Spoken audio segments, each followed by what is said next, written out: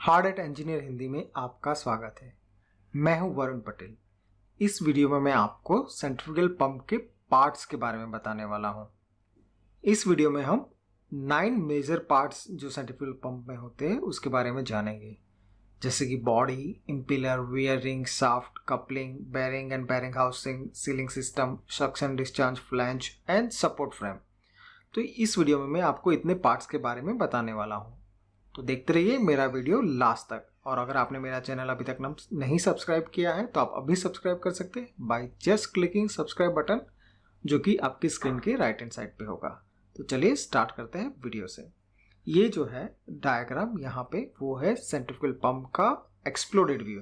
ये बहुत सिंपल सा पंप है, मतलब इसमें कोई कॉम्प्लेक्सिटी नहीं है। यहाँ पे देखिए मैंने जो पार्ट हम इस वीडियो में सीखने वाले हैं उसको एक्सप्लोडेड व्यू में दिखाया हुआ है। अभी जो सेंट्रीफ्यूगल पंप होता है वो एक मैकेनिकल इक्विपमेंट है, ठीक है। तो वो बहुत सारे पार्ट्स को असेंबल करके बनाया जाता है। तो और इसमें पंप में कैसा होता है कि जैसे पंप की सर्विस चेंज होती है, रिक्वायरमेंट चेंज होती है, तो ऐसे पंप के कुछ पार्ट्स है वो चेंज होते हैं। बट मेजोरिटी क्या होता है कि कुछ पार्ट्स कॉमन होते हैं। वो कोई भी पंप ले लो, सेंट्रीफ्यूगल पंप ले लो या तो गियर पंप ले लो या रेसिप्रोकेटिंग पंप ले लो, certain parts will remain same. But जैसे सर्विस मटेरियल चेंज हो सकता है, उसकी डिज़ाइन चेंज हो सकती है, that is depend on individual requirement. तो यहाँ पे हम जो कॉमनली यूज होने वाले, कॉमनली दिखने वाले पार्ट्स वो कवर करने वाले हैं। तो फर्स्ट ऐसा पार्ट है वो है बॉडी, और जिसको केसिंग भी बोलते हैं। ये जो पार्ट है वो सेंट्रीफ्यूगल पंप का सबसे बड़ा पार्ट्स है। बाकी सारे पार्ट्स जो होते हैं वो इसी के अंदर होते हैं। बॉडी बेसिकली देखिएगा आप तो ये कास्टिंग से बनती है, या तो फैब्रिकेट भी की जाती है, या तो फोर्जिंग से भी बनती है। और मटेरियल की रिक्वायरमेंट भी सर्विस के डिपेंड पे होती है। जैसे कोरोसिव मटेरियल हो गया तो स्टेनलेस स्टील बॉडी हो जाएगी। नॉर्मल सर्विसेज के लिए कास्ट आयरन सफिशिएंट है। और बॉडी का दूसरा फंक्शन क्या है कि ये जो फ्लूइड होता है वो इसमें से पास होता है, मतलब it will provide passage to the fluid and at the same time जो भी सारे कंपोनेंट्स है उसको अपने आप में समाएगी। So this is the main major part of the pump. अभी उसमें भी कैसी डिजाइन अलग अलग टाइप की होती है। तो जो फर्स्ट डिज़ाइन है जो बॉडी में आती है वो है कि वॉल्यूट बॉडी, मतलब जो सिंगल वॉल्यूट एंड डबल वॉल्यूट बॉडी। तो ये क्या है, यहाँ पे देखिए ये जो फर्स्ट इमेज है ये सिंगल वॉल्यूट है। तो यहाँ पे देखिए कोई कंपार्टमेंट नहीं है, ठीक है। और यहाँ पे देखिए ये डबल वॉल्यूट है तो ये एक बीच में कंपार्टमेंट है। तो जहाँ पे पंप में रेडियल फोर्स ज़्यादा होता है वहाँ पे ये डबल वॉल्यूट बॉडी यूज होती है। इससे क्या होता है कि जो ये रेडियल फोर्स होता है, ये जहाँ से जैसे ये इम्पिलर है अपना, उसमें जो फ्लूइड आएगा, जो प्रेशर उसका जो प्रेशर होगा वो हाफ डिस्ट्रीब्यूट हो जाएगा, मतलब आधा फ्लूइड यहाँ से पास होगा, आधा फ्लूइड यहाँ से पास होगा। तो ये जो पूरी बॉडी है उस पर जो रेडियल फोर्स है वो कम हो जाएगा। तो that way it is superior double वॉल्यूट body. But majority of pump जो रिफाइनर में यूज़ होते हैं वो सिंगल वॉल्यूट होते हैं, क्योंकि उसकी सर्विस एंड उसकी जो मतलब पैरामीटर्स होते हैं वो वेरी स्ट्रिंजेंट रहते हैं कि उसी एरिया में उतने ही प्रेशर उतने ही फ्लो रेट पे काम करता है। That is why single वॉल्यूट cheaper है और इजी टू मैन्युफैक्चर है, तो वो यूज़ होता है। डबल वॉल्यूट कहाँ पे यूज़ होता है कि जहाँ पे आपकी कौन सी फ्लो रेट है, कौन सा प्रेशर है, उसमें बहुत ज़्यादा वेरिएशन है, आपको मतलब क्लियरली डिफाइन नहीं कर सकते। ऐसे केसेस पे डबल वॉल्यूट बॉडी यूज होती है। नेक्स्ट बॉडी टाइप है जो कि सक्शन के बेसिस पे है। अभी सर्टेन पंप क्या होता है कि जिसमें सिंगल सक्शन होता है और कुछ पंप में डबल सक्शन होता है। तो मेजोरिटी पंप जो प्रोसेस प्लांट में यूज होते हैं वो सिंगल सक्शन बॉडी होती है। यहाँ पे देखिए सिंगल सक्शन में यहाँ से फ्लूइड एंटर होगा और एक ही सर्किल, मतलब एक ही राउंड में वो एग्जिट हो जाएगा। जबकि डबल सक्शन के केस में क्या होता है, यहाँ पे अगर सक्शन में जा रहा है तो फ्लूइड दो पार्ट में डिस्ट्रीब्यूट होगा, आधा इधर आएगा आधा इधर आएगा, और फिर ये सेंटर पार्ट है यहाँ से वो एग्जिट होगा। तो ये डबल और suction type body, single and double suction type body हो गई। अभी आप पूछेंगे कहाँ, मतलब ऐसा क्यों है, तो जहाँ पे बहुत ज़्यादा फ्लो रेट रहता है single suction will not be enough, तो उस केसेस में डबल सक्शन बॉडी यूज होती है। नेक्स्ट बॉडी का टाइप है वो है multi stage and single stage. तो ये तो बहुत सिंपल है, जो सिंगल स्टेज हो गया इसकी बॉडी सिंपल होगी, और मल्टी स्टेज में देखिए यहाँ पे बहुत सारे स्टेजेस है तो उसकी बॉडी की डिज़ाइन अलग हो जाएगी। नेक्स्ट जो पार्ट बॉडी की जो क्राइटेरिया है डिफाइन करने का वो है radial and explain split body. मतलब ये कैसा है कि इसका जो ये क्लासिफिकेशन है वो कैसे पंप ओपन होता है। जो वर्टिकली यहाँ पे देखिए ये इसके फ्लैंज, ये मेन बॉडी पार्ट्स है और ये उसका कवर है। तो ये रेडियल स्प्लिट पंप में क्या होता है कि आप पंप को रेडियली, मतलब ये जो एक्सिस है शाफ्ट के एक्सिस, उससे वर्टिकली ओपन, वर्टिकली ये पोर्शन और ये पोर्शन अलग हो जाएगा, तो ये रेडियल स्प्लिट हो गया। और ये जो एक्सियल स्प्लिट बॉडी है उसमें कैसा होता है कि जो कवर है वो हाफ, मतलब जो शाफ्ट है उसके पैरेलल होता है, तो ओपन हॉरिजॉन्टली, ये आधा पोर्शन ऊपर से ओपन कर सकते हैं पंप को। सो this is difference between radial and axial split. अभी ये सिलेक्शन जो होता है वो पंप की डिज़ाइन है उसके पैरामीटर्स पे डिसाइड होता है कि आप रेडियल फ्लो या तो एक्सियल फ्लो बॉडी चूज करोगे। जो नेक्स्ट पार्ट है पंप का वो है इम्पिलर। इम्पिलर जो है one of the most critical part of the pump. उसकी डिज़ाइन पे पंप की एफिशिएंसी और उसका फंक्शन, उसका परफॉर्मेंस डिसाइड होता है। तो यहाँ पे मैंने 3 टाइप ऑफ इम्पिलर दिखाए हुए हैं। फर्स्ट है ओपन इम्पिलर। यहाँ पे देखिए ये जो सारे इम्पिलर के, इसको फिन्स बोलते हैं और इसको वैंस बोलते हैं। मतलब जब ये क्लोज होता है तो ये वैंस है पंप इम्पिलर के। अभी ओपन इम्पिलर में कैसा है कि ये कहाँ पे यूज़ होता है कि जहाँ पे स्लरी पंप करना होता है, जैसे बहुत सारे सॉलिड पार्टिकल्स है फ्लूइड में, तो उसी जगह पे ये ओपन इम्पिलर यूज़ होता है क्योंकि ये चॉक नहीं होगा इसकी वजह से। और बट इसमें नेगेटिव बात क्या है कि इसकी जो एफिशिएंसी होती है वो बहुत वीक होती है और performance wise it's not suitable for longer term operation.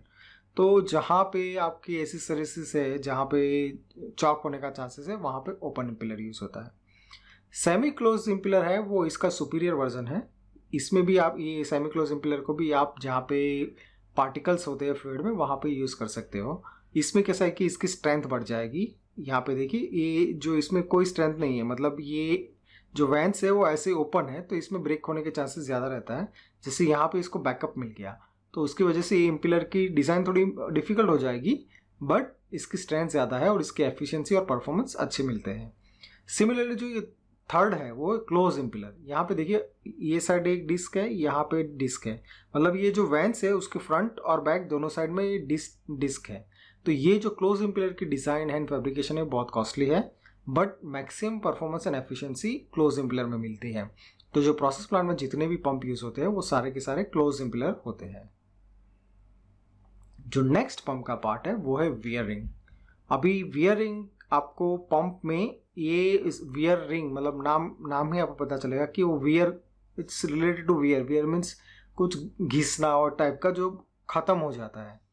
तो वियर रिंग कहाँ यूज़ होती है पंप में, तो ये इम्पिलर जहाँ पे रोटेट होता है, इम्पिलर और बॉडी के बीच में, मतलब इम्पिलर जब रोटेट होता है तो उसको बॉडी को टच नहीं करना है, तो वो बॉडी का जो डैमेज प्रिवेंट करना है उस जगह पे ये वियरिंग यूज़ होती है।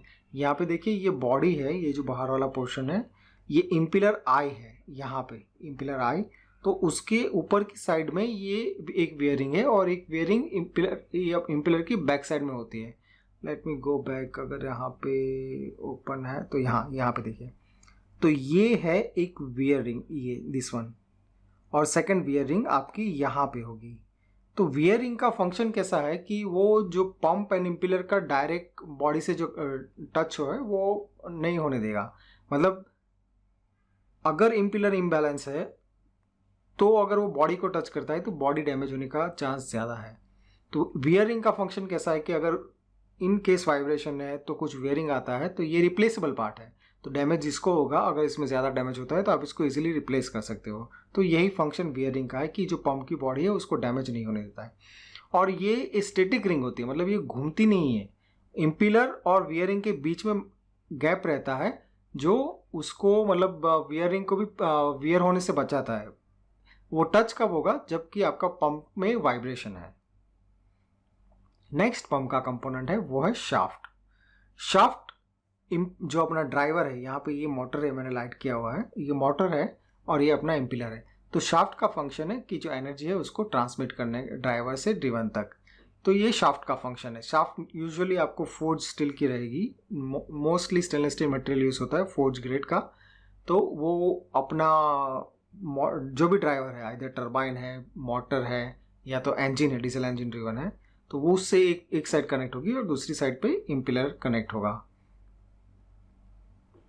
जो नेक्स्ट पार्ट है वो पंप का, वो है कपलिंग का। अभी कपलिंग का फंक्शन कैसा है कि ये ड्राइवर एंड पंप इम्पिलर, कभी कभी क्या होता है कि जो ये अपना इम्पिलर है और ये मोटर दोनों सेम शाफ्ट पे होता है, मतलब एक ही शाफ्ट पे दोनों अटैच होता है। But most of the pump, जो बड़े साइज के पंप होते हैं, वहाँ पे कैसा होता है कि दोनों की शाफ्ट इंडिपेंडेंट है, तो वो दोनों को कनेक्ट करने के लिए कपलिंग यूज़ होती है। तो यहाँ पे देखिए, ये अपना पंप का शाफ्ट है और यहाँ पे ये मोटर का शाफ्ट है, तो ये है कपलिंग। यहाँ पे मैंने अलग अलग टाइप के कपलिंग दिखाया है। बेसिकली कपलिंग दो टाइप के, fix coupling and flexible coupling. तो फिक्स कपलिंग क्या है, ये फिक्स कपलिंग है और यहाँ पे ये फ्लेक्सिबल कपलिंग्स है। फिक्स कपलिंग क्या है, उसको रिजिड कपलिंग भी बोलते हैं। तो जहाँ पे आपका पंप एंड मोटर का अलाइनमेंट एकदम परफेक्ट है, वहाँ पे आप फिक्स कपलिंग यूज़ करते हो। फिक्स कपलिंग का उसका मतलब डिसएडवांटेजेस क्या है, तो उसको वाइब्रेशन कंपनसेट नहीं होता है। तो अगर आपका पंप में वाइब्रेशन है तो मोटर में वाइब्रेशन है, तो एक दूसरे के परफॉर्मेंस को अफेक्ट करेगा और बहुत ज़्यादा स्ट्रेस क्रिएट होता है, क्योंकि उसमें कोई फ्लेक्सिबिलिटी नहीं है। तो उसको मतलब इसको डिसएडवांटेज रिमूव करने के लिए फ्लेक्सिबल कपलिंग का कॉन्सेप्ट है। तो फ्लेक्सिबल कपलिंग क्या करता है कि सर्टेन अमाउंट ऑफ वाइब्रेशन को एब्सॉर्ब कर लेता है। तो मतलब पंप या तो मोटर, आइदर वे, वो एक दूसरे से जो वाइब्रेशन का अमाउंट है वो ट्रांसफर नहीं होने देता। That way it will increase the pump performance and life of the pump. Next component है बेयरिंग एंड बेयरिंग हाउसिंग। अभी जो शाफ्ट है, शाफ्ट की मूवमेंट को हम, shaft is basically transferring energy from driver to driven. तो वो जो मूवमेंट है वो फ्रिक्शन लेस होनी चाहिए और एफिशिएंट होनी चाहिए, तो उसके लिए बेयरिंग यूज होता है।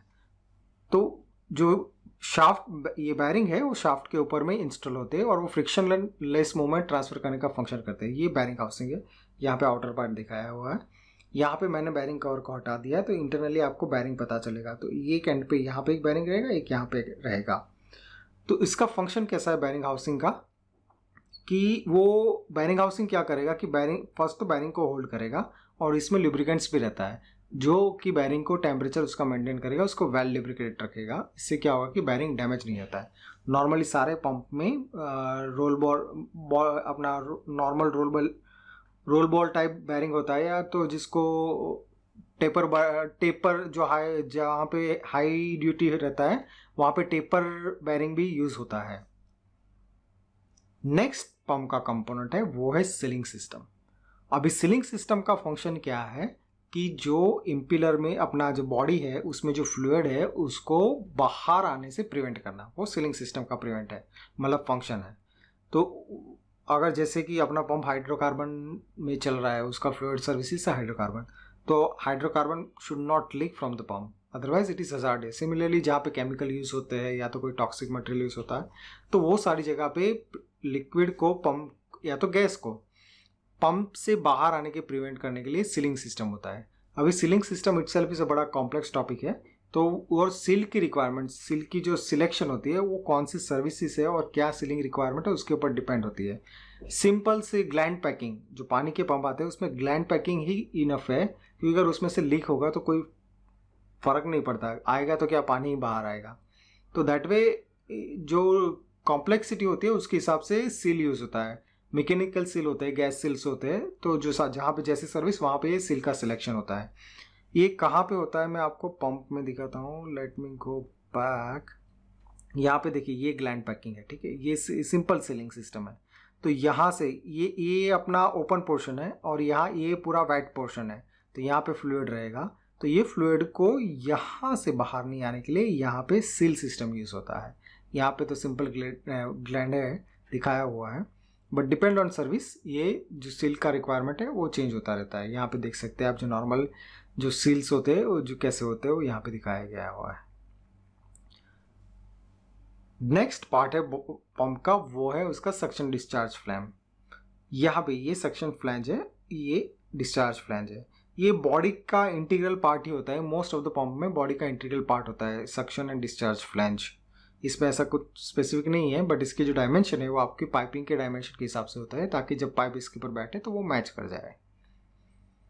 लास्ट पार्ट है जो पंप का, वो है सपोर्ट फ्रेम।